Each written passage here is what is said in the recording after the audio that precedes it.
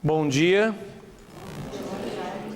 Então nós vamos dar um próximo passo na nossa oficina de oração, como a gente deu na primeira palestra, na apresentação. A gente dizia o seguinte, que nós vamos fazer uma oficina, não é um retiro, não é um curso. O que a gente quer é que você consiga, para os seus próprios esforços, conseguir ler o livro e tirar as conclusões necessárias para uma autêntica leitura espiritual. Durante o dia de hoje, nós vamos dedicar mais na leitura, como entender o texto. Na parte de amanhã, como rezar com o texto.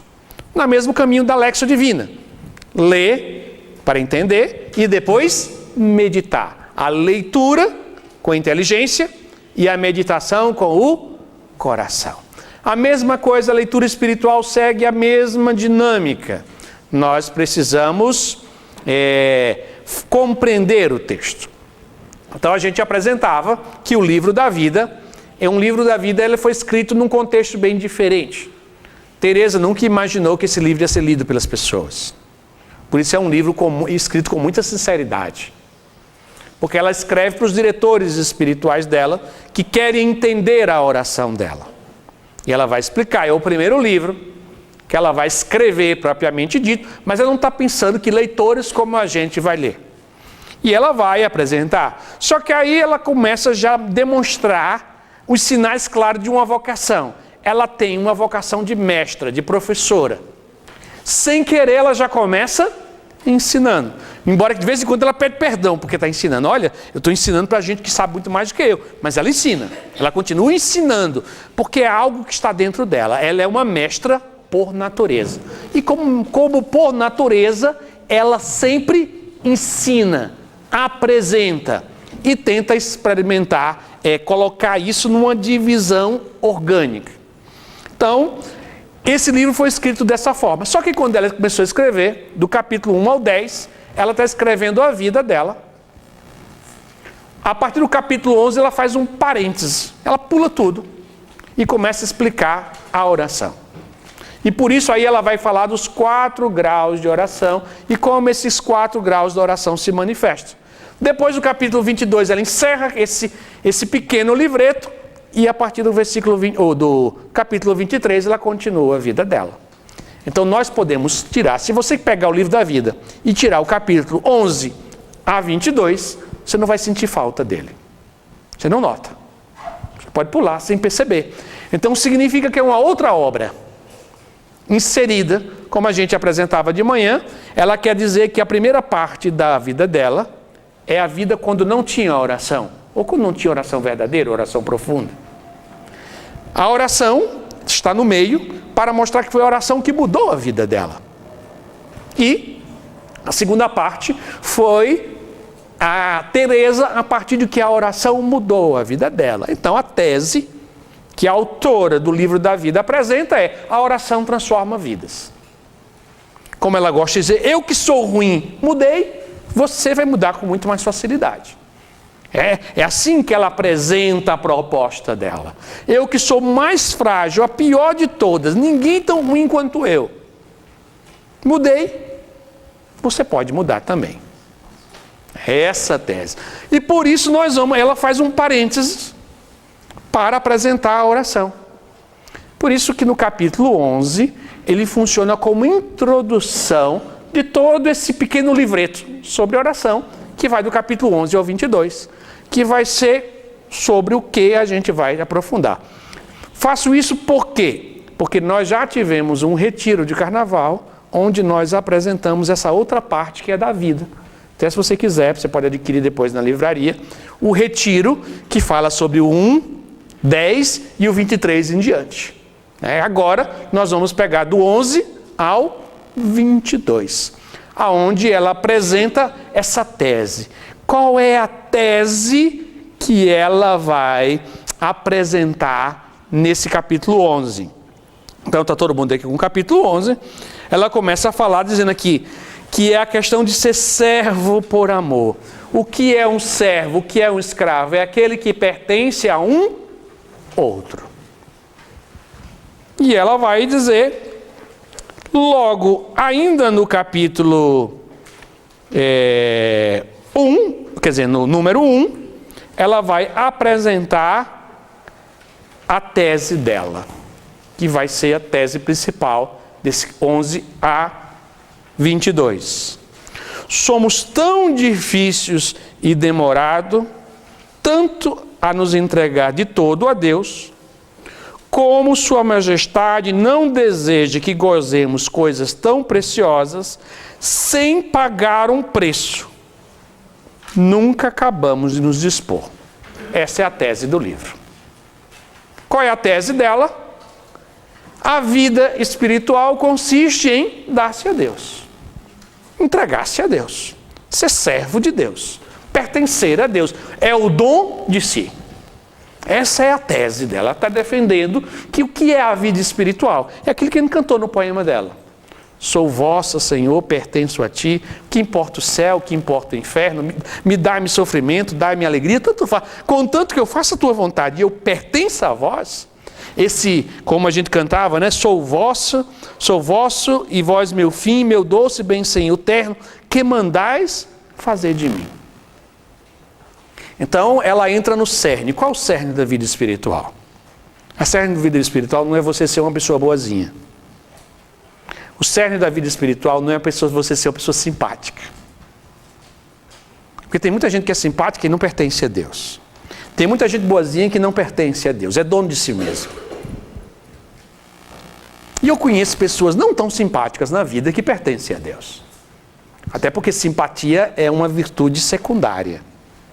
Não é uma virtude essencial. Não se preocupe que quando você morrer, Jesus não vai perguntar, você era simpático? Não, nem se preocupe nisso, né? Ele não vai perguntar nisso. É uma virtude secundária.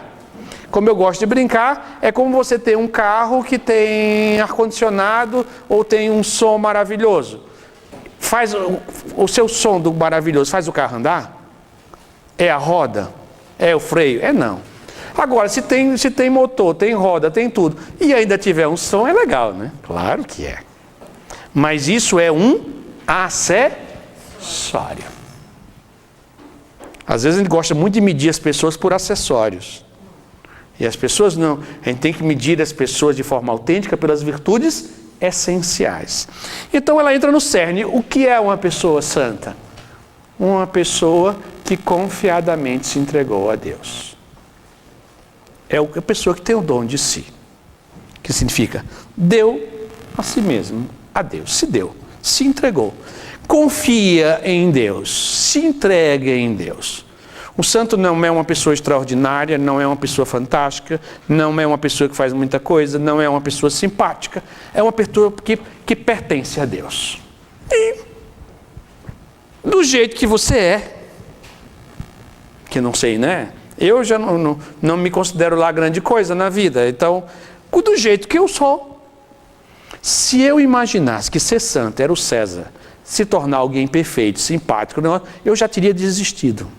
Acho que é uma coisa que não vai funcionar. Mas eu descobri que Deus não espera isso de mim. Não espera nada disso, Ele espera que eu pertença a Ele. E depois, faça aqui como o poema de Santa Teresa, diz, Senhor, o que mandares fazer de mim? Senhor, se tu mandares que eu seja um rei, como foi São Luís na França, será um rei.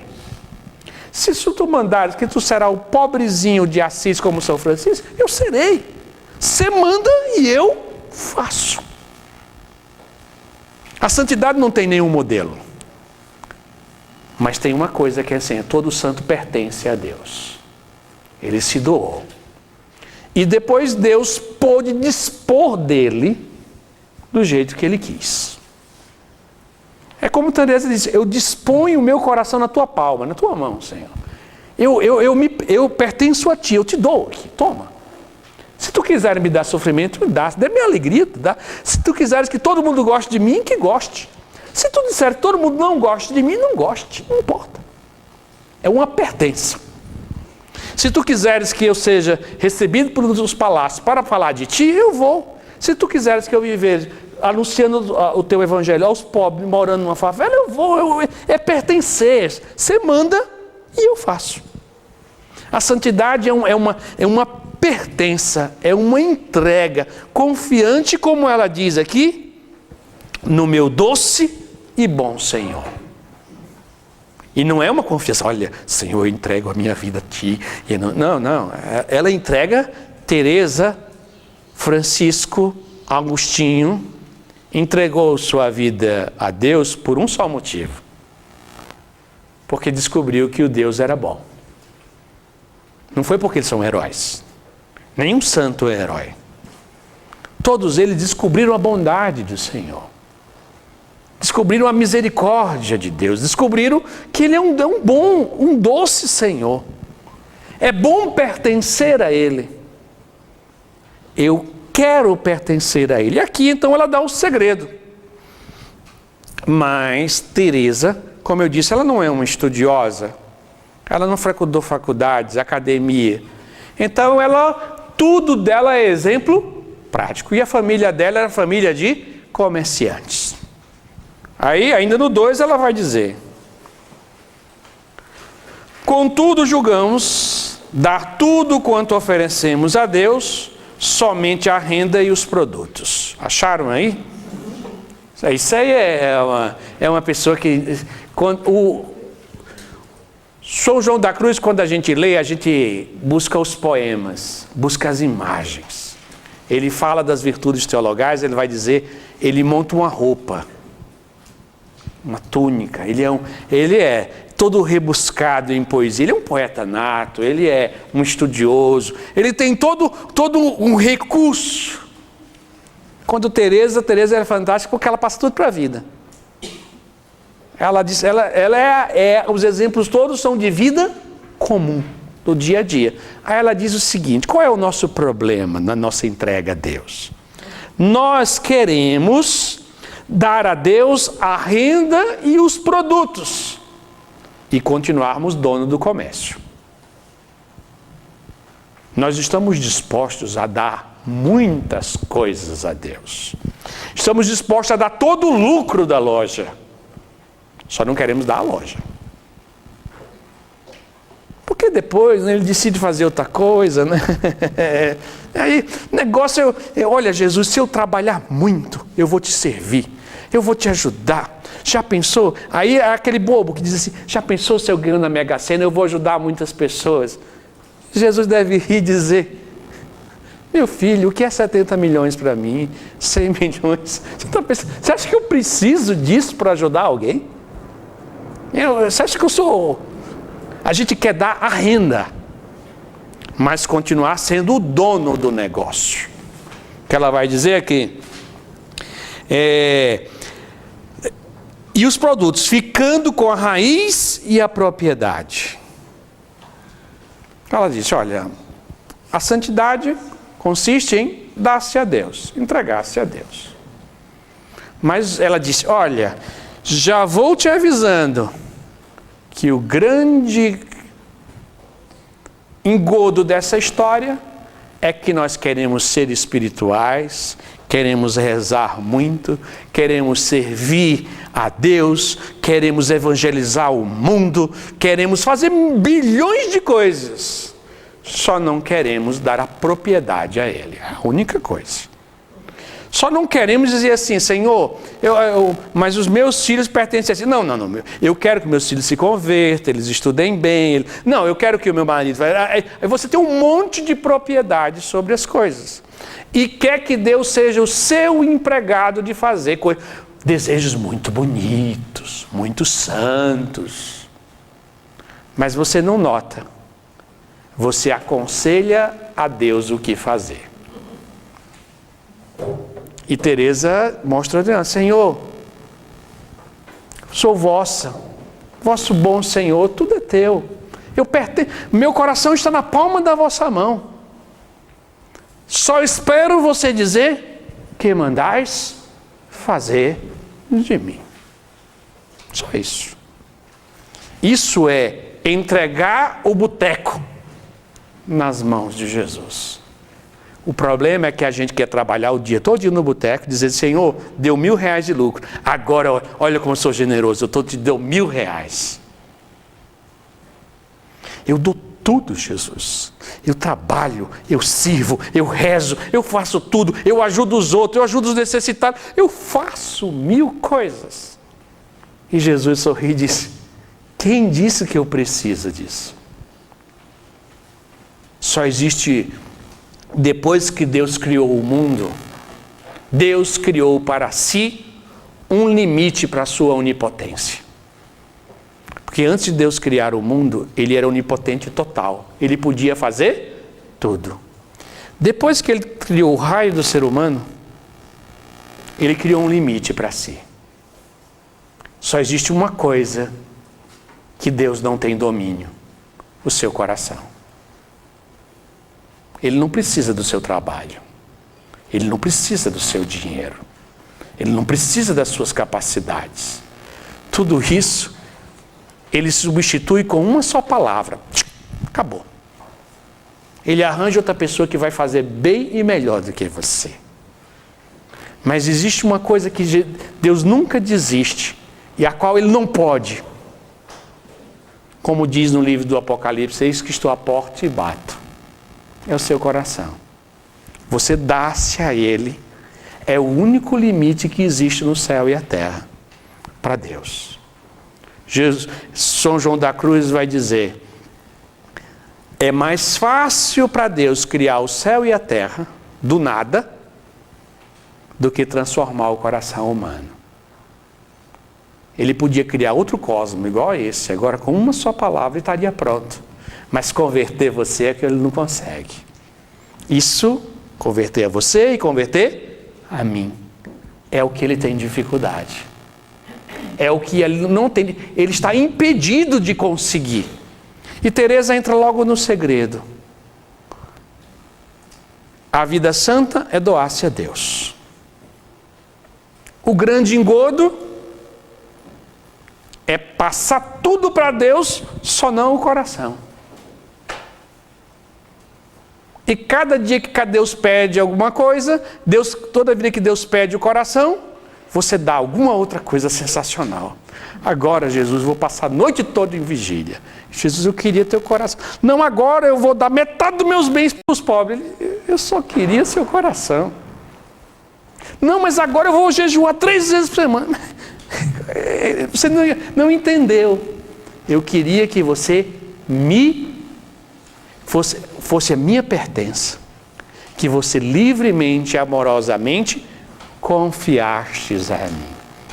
Então, descobrimos a tese do livreto sobre oração. Qual é a tese? Que a vida cristã é uma vida de doação a Deus, de entrega, é dar-se. E o grande engodo é tentar fingir, é trocar a doação do coração pela doação de outras coisas que substituem. E o poema aqui de Santa Teresa pode nos ajudar bastante, que ela vai dizer: dou-me ao Senhor e depois digo: o que mandais fazer de mim? Ser santo é só isso, pertencer a um outro. Partilhe com a pessoa do seu lado. Então, meus queridos irmãos, todo bom autor tem que de começo apresentar seu projeto. A minha tese, o meu projeto, a minha proposta é essa. A chave de leitura de tudo é isso. Ela diz, resumindo, é pertencer a Deus, entregar-se a Ele, confiar a Ele, pertencer a um outro. É a tese dela. Mas como toda tese, ela é bonita, ela é extraordinária. Você se convence que é verdadeira, ela é autêntica. Você consegue palpar, é verdade. Eu noto por mim mesmo que eu nunca consegui me entregar a ele. Realmente, ela é uma mestra, ela sabe, e como uma boa autora, ela apresenta. Só que a segunda pergunta é, como quando Pedro estava pregando no dia de Pentecostes, e aí o povo levanta, mas como é que eu faço, hein? Como é que eu faço? E agora? E agora? Que eu já me convenci que eu tinha que me pertencer a Deus. Mas eu também já percebi que eu sou da turma do comércio ali, que, né, até hoje eu dei rendas para ti. Eu nunca dei o comércio para ti. Isso é fato. E é um fato, primeiro eu sei que eu tenho que pertencer a ele. Depois eu noto que eu tenho um arremedo, uma coisa de entrega, que não é entrega. Que Deus não está interessado nisso. Aí eu pergunto para a Tereza, mas querida autora, que solução você dá para mim se eu não pertenço a Deus e que você, entre aspas, maldosamente ainda colocou o dedo na minha ferida, porque me mostrou que até hoje eu entrego rendas e não propriedade. E aí ela vai dizer, eu tenho uma proposta para você, que é o caminho da oração. Se você quer pertencer a Deus, você tem que entrar num caminho de oração. A oração é um caminho pedagógico, passo a passo, de se entregar nas mãos de Deus. Se você, como todo ser humano, não consegue em uma tacada só se entregar-se a Deus, se você não é a Virgem Maria, que eu suspeito que não é, né? Se você não é, você vai ter que trilhar um caminho. Se você de primeira não diz, eis aqui a serva do Senhor, faça-se em mim segundo a vossa vontade. Você tem toda uma resistência de natureza, de criatura, depois uma resistência por causa do pecado original, e depois por um histórico de vida de resistência. Os vícios são, você tanto faz uma coisa, você vicia de fazer aquilo, você tem todos os vícios de resistência, você precisa de um caminho. É a mesma coisa de chegar para um cara que é acima do peso, faz 20 anos que não corre, e dizer assim, você tem que correr 20 quilômetros. O cara vai dizer, eu vou infartar no primeiro quilômetro se correr. Ele tem que ter um programa. E ela vai dizer, ela vai dizer, olha, então para doar-se a Deus, o caminho é o caminho da oração. Mas o que é oração? Ela define isso. Como toda boa autora, ela entrega isso na sua mão. Ela vai entregar isso na sua mão onde? Continuando onde você está.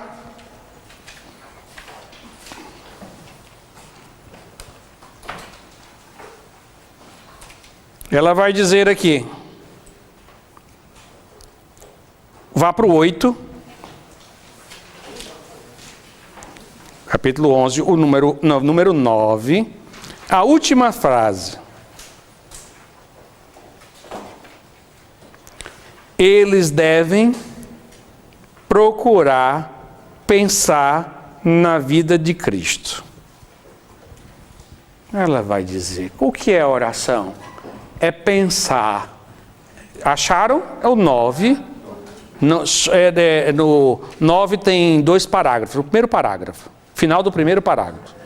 Eles devem procurar pensar na vida de Cristo. E nisso cansar-se a mente. Então, olha, o que é a oração? É centrar a sua vida em quem? Em nosso Senhor Jesus Cristo. Ela vai dizer que o que é oração? É você concentrar-se na vida de Jesus. E já aí também está uma séria correção de várias falhas nossas. Porque nós achamos que a oração é sentir a presença de Deus. Não é. Oração é sensação. Não é sensação.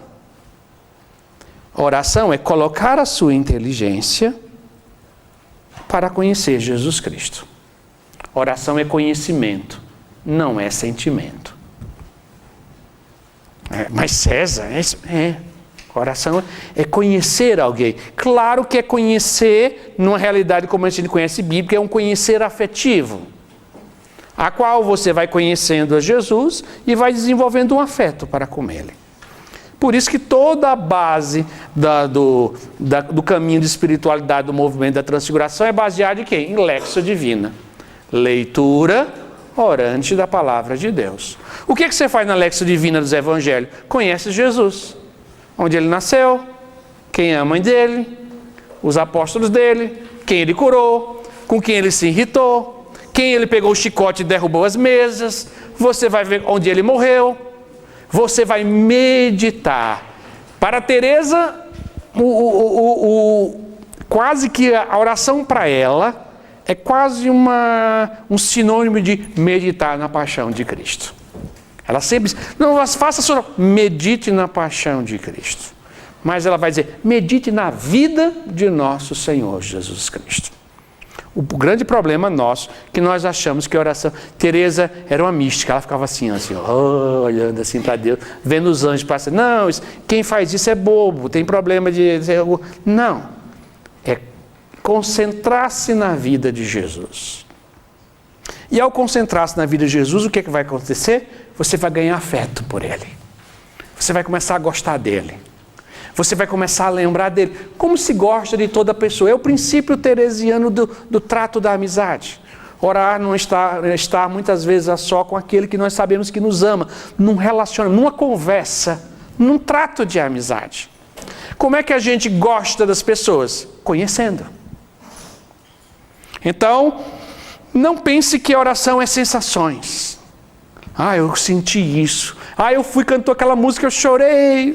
Não é isso, não é. A oração não é isso. A oração é conhecer Jesus. E quando eu falo afeto não é sentimento.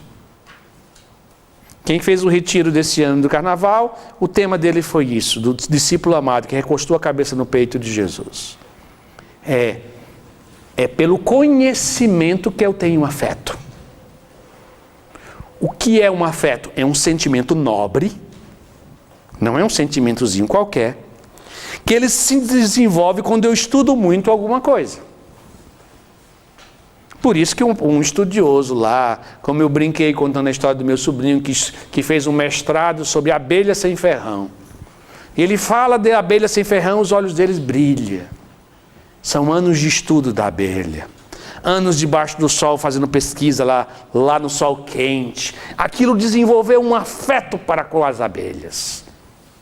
É assim quando a gente tem, é assim quando você que acompanha todo dia o seu time, sabe a escalação. É quando um dia desse eu estava num local, quando a pessoa está dizendo assim, ontem eu dormi tarde porque eu estava acompanhando a eleição do presidente do time.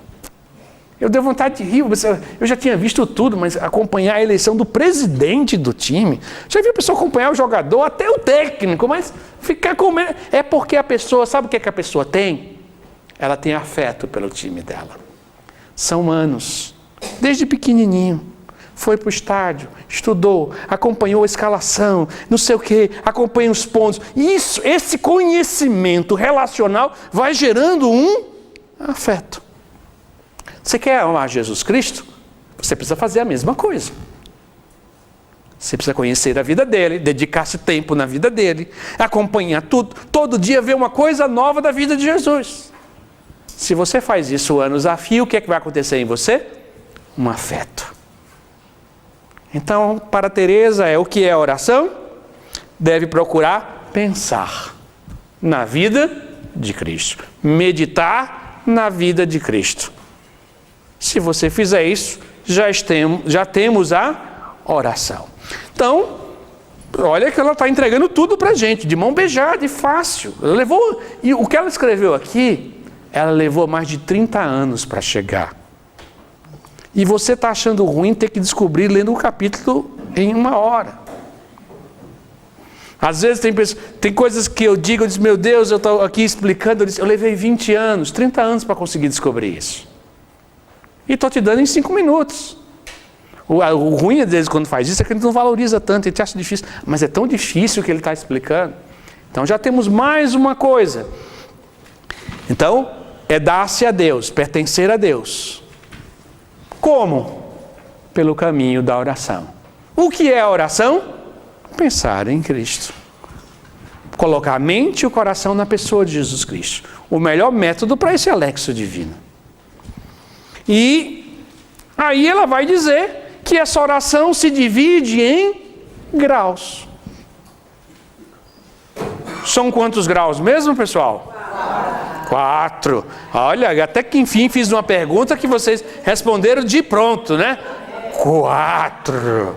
Mas lembrem-se, quando a gente se atém só a essas coisas, a gente perde o contexto e por isso não consegue aplicar. São 4 graus. Quais são? No primeiro grau, qual é? Tirando água do poço. É como a pessoa tem um balde, tem um poço, a gente joga o balde e tira a água. Pelo esforço de puxar pelo braço. Ela chama isso de quê? Do primeiro grau de oração. Qual o segundo grau de oração? Do poço, tirá-lo com uma nora, com alcatruz. Qual aquele, vocês já viram com aquele que você tira? Com a roldama. A roldama, que você tem um balde e pega aqui com a roldama e vai fazendo. O esforço cai 60%, 70%. Você puxar com o braço é força direta, né? Se o nosso engenheiro mostrasse quando tem uma roldama, qual a porcentagem do esforço que a gente leva? Um balde de 20 litros. Mais ou menos, você pesa quantos quilos pra gente? Uns 2 ou 3 quilos, né? Não, pesa mais.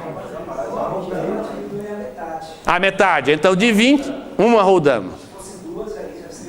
Um quarto. Então, uma roldama, você puxa 20 litros e só pesa 10. Então, ela disse, o segundo grau de oração é que você vai conseguir tirar muito mais água. Vai ter esforço. Vai. Mas aí já rende muito mais o seu trabalho. Ela diz, esse é o segundo grau de oração. O terceiro grau de oração qual é? Trazer um rio que faz aqueles canaizinhos, o arroio, para uma irrigação.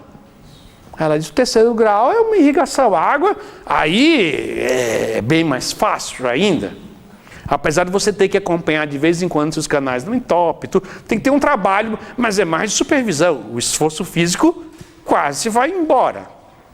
Aí ela fala de um quarto grau de oração, que é a chuva. A chuva você pode dormir, né? Os canais você ainda de vez em quando precisa ficar fiscalizando se a água está correndo direitinho, né? Se cair uma folha, uma pedrinha, aí você vai lá e tira. Mas na chuva você dorme que é igual a amada do Canto dos Cânticos. Eu dormia, mas o meu coração velava. Então mesmo dormindo, Deus vai dar a mesma graça de você estar rezando. Ela vai dizer 4 graus. Só que isso é uma irrigação perfeita. Ela vai dizer, então, para me doar a Deus, eu preciso colocar minha mente e o meu coração para conhecer a Jesus, num relacionamento afetivo, que eu chamo isso de oração. Mas essa oração, ela terá um processo pedagógico, passo por passo. E em cada degrau você terá uma atividade a fazer. Para que a oração realmente aconteça e cresça na sua vida. O primeiro, o segundo, o terceiro e o quarto degrau. Mas como você é um bom leitor, você faz mais perguntas. A arte de ler livros é fazer perguntas ao autor. Você tem que perguntar ao autor. Mas espera aí, não ficou algumas perguntas? Primeiro, o que é o jardim? Ela falou do jardim, né? Tem um jardim. O que é o poço? Terceiro, o que é água? Quarto, o que significa o ato de tirar água do poço? Não é verdade? Sem essas respostas, você terá dificuldade de adentrar nos próximos capítulos. Anotaram as perguntas? Jardim. O que é o jardim? O que é a água? O que é o poço? E o que significa o ato de tirar a água do poço? São essas perguntas, né?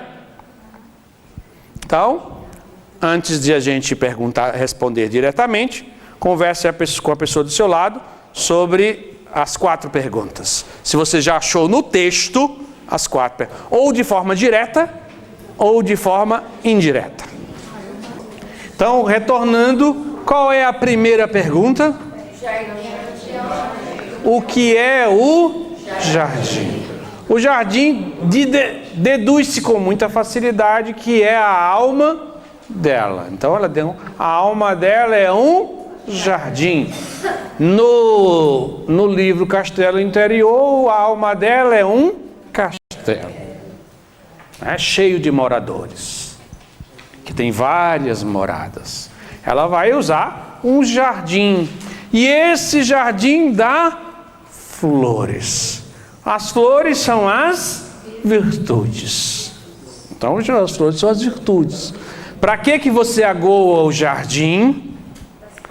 Para que as flores cresçam, floresçam. Né? É isso que vai fazer. Ela diz, a imagem é essa. Então, ela usa uma imagem. A nossa alma é um jardim que precisa ser irrigada. E aí surge uma pergunta: o que é a água? O que é a água? Esse o texto responde diretamente. Não. Não. Também não é a graça, porque ela diz, cuidado, o poço pode estar seco. Então, não é a graça. A devoção sensível. Ela diz isso, pessoal. Vocês leram o texto. Está aqui, olha. Número 9. Número 9. Certo? Vamos continuando onde já acabou, né? Que ele já disse aqui que a oração é pensar em Cristo. Aí ela vai dizer, aqui podemos chegar sozinhos. Olha, aqui você pode chegar sozinho. Ela quer dizer, isso depende do seu esforço. Claro que o favor de Deus, com o favor de Deus, pois, como se sabe, sem Ele, nada podemos ter de um bom pensamento. Isto é, começar a tirar a água do poço. O que é tirar a água do poço? Um bom pensamento. Olha aí, prestem atenção. E queira Deus que este não esteja seco. Ela disse, olha, ela não diz, se fosse São João da Cruz ele explicaria por quê. Mas Teresa não explica, ela apresenta a vida como ela é. São João da Cruz vai dizer, por que está seco? Santa Teresa não está se ocupando. Ela diz, é simples, meu filho, larga o balde lá embaixo. Se tiver água, você traz, se não tiver, não tem. Então, ponto final. São João da Cruz vai dar uma volta explicando por que o poço seca. Ele vai ter toda a apresentação do que é a noite, do que é a purificação passiva. Ele vai explicar o que é um poço seco. Mas Teresa não gosta muito desse assunto. Ela diz, joga o balde, esse é o seu trabalho. Você vai jogar o balde. Não pode ser a graça, porque a graça de Deus não nos falta, a não ser que nós faltemos a ela. Então, a graça de Deus não falta. Não pode dizer que é a graça. É a devoção sensível. Ela vai dizer isso. Pelo que menos fazemos a nossa parte, indo apanhar água e fazemos o que podemos para regar as flores. E o bom Deus, que motivos que Ele conhece, talvez para grande proveito nosso, quer que o poço esteja seco. Eu vou dar eles não sem devoção sensível. Ele disse, olha, joga, o seu trabalho é esse. Quer o bom Deus, desígnio dele, mistério dele, que tudo é bondade. Algumas pessoas têm por natureza o poço seco e alguns momentaneamente o poço seca. Se você vai descobrindo com o tempo que Teresa sempre se dedica mais a explicar o poço cheio e São João da Cruz sempre vai explicar o poço seco. É esse a dinâmica dos dois. Cada um se dedica a uma, vamos dizer, a uma área da vida espiritual. Teresa gosta da água. Por quê? Porque é o caminho dela. Com devoção sensível, embora que muitas vezes, mesmo quem tem devoção sensível, muitas vezes o poço seca. Então, E devendo nós fazermos como o bom jardineiro, que sem água mantém as flores e faz crescer as virtudes. Ela, já entrando no campo São João da Cruz, ela disse, olha, se você jogar o balde e tirar todo dia bem certinho, mesmo que não saia água nenhuma, o bom jardineiro faz as flores crescer. Mesmo que o seu poço não tenha água. Ele disse, olha, é um mistério.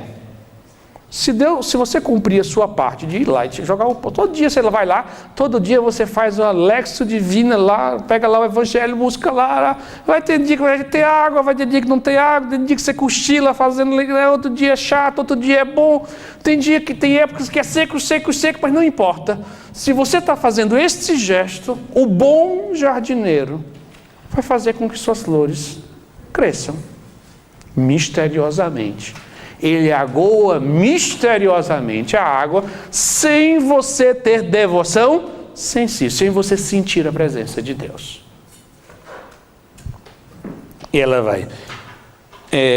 Aí ela diz aqui, olha pessoal, vocês leram, chamo de água aqui as lágrimas, e falo delas a ternura, na falta delas a ternura e o sentimento interior de devoção. O que é água? Esse sentimento interior de devoção. Você chegar diante do Santíssimo e se sentisse bem. Ela chama isso de água. Mas ela diz, olha, não se apegue a isso, porque o seu poço pode secar. E normalmente ele seca. Tem uns que são secos por natureza. Terezinha era um poço seco por natureza. Viveu a vida toda jogando balde e não achando nada. A vida toda. Por isso que ela se tornou uma filha espiritual de maior envergadura de quem? De São João da Cruz. É a maior filha espiritual de São João da Cruz é quem? Terezinha. Ela aprendeu a arte de viver com o poço seco. Ela diz, já no final da vida, ela vai para morrer, ela diz assim, ó mãe, falando com Nossa Senhora, você sabe que eu nunca rezei um texto direito na vida.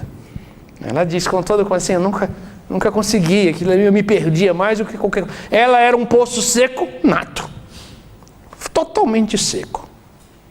Mas isso não impediu, ao contrário, fortaleceu a sua vida. O jardim dela floriu. Porque Teresa está dizendo aqui, não importa, isso é bobagem. O seu papel é jogar o balde. Se jogar todo dia o balde, se você procurar concentrar a sua mente, o seu coração em Jesus, conhecê-lo, buscá-lo, tentar servir, tentar obedecer a Ele, tentar, não se preocupe, o jardim vai florir. Se você não abandonar o caminho. Então, é o ato de, quer dizer, a água, essa devoção sensível. Preste atenção, estava tudo no texto, tudo escrito aí para você, está escrito. Ela é uma boa escritora, ela dá tudo na sua mão. Mas ainda ela vai dizer, mas o ato de tirar a água do poço, o que é? 10, número 10. Finalzinho do primeiro parágrafo do 10. Muitas vezes nem conseguirá levantar os braços, nem poderá ter um bom pensamento. Porque esse trabalho com o intelecto, entenda-se, é tirar a água do poço. Olha, já respondeu tudo para a gente agora. Como é que tira a água do poço? Com o trabalho do intelecto. Fazendo o quê? O que você está fazendo aqui agora. Tentando entender as coisas. Você vai tentando, ler a Bíblia, tentando entender, ler o livro de Sandra, tentando entender o que é isso. O que isso tem a ver com a minha vida? O ato de buscar conhecer a Cristo e os mistérios de Cristo. Esse está a grande obra, o grande esforço, o grande trabalho. Ela diz, puxar a água do poço é um trabalho da inteligência. Por isso Teresa vai dizer, não, eu não gosto desse povo que inventa de ficar abobado. É uma expressão bem dela. assim, pensando em nada. Vou ficar em silêncio diante de Deus. Não. Sua inteligência tem que trabalhar. Buscar a Cristo. Buscar as coisas dele.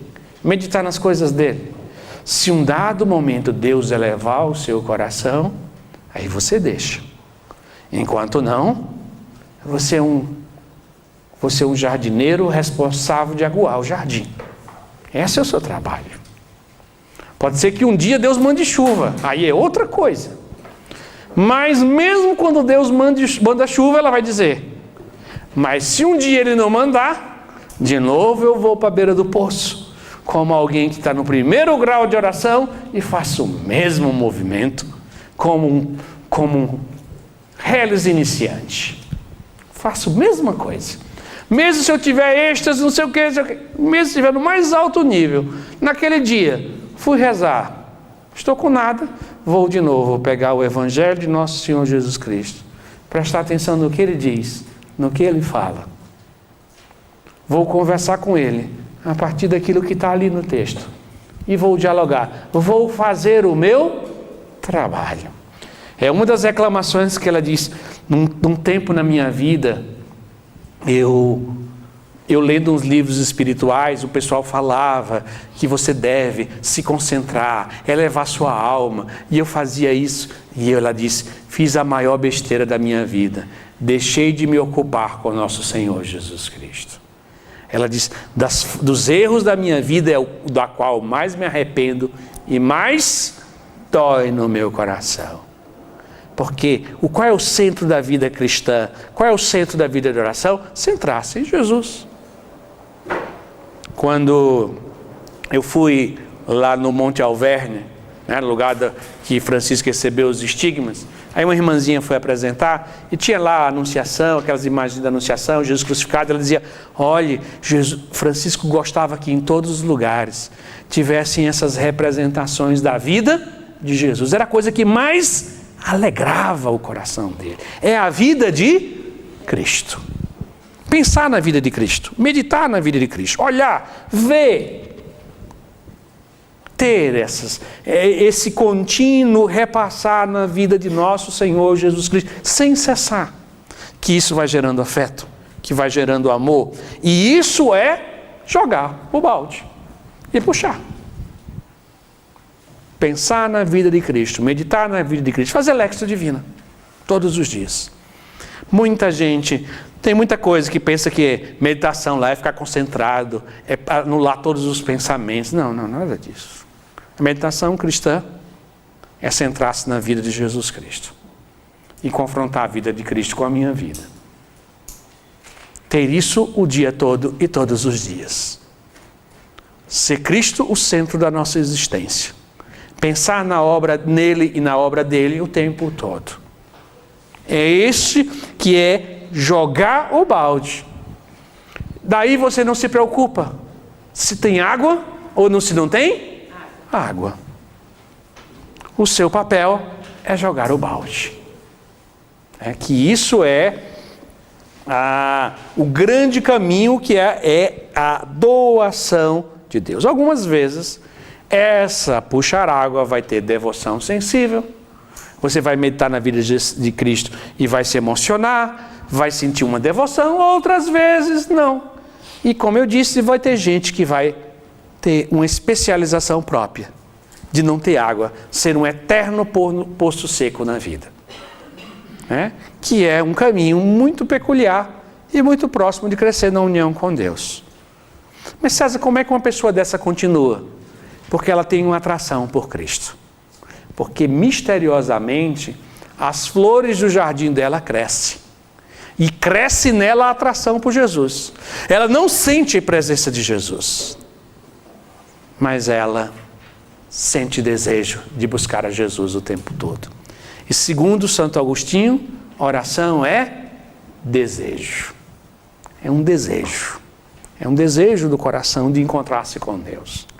Esse desejo pode ter sensibilidade ou não sensibilidade. Isso varia.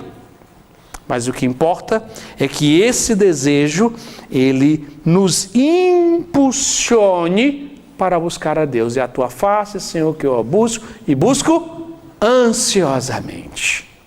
Como a costa anseia pelas águas, a minha alma anseia por ti. Como a terra árida anseia pela água. É o desejo que marca a oração.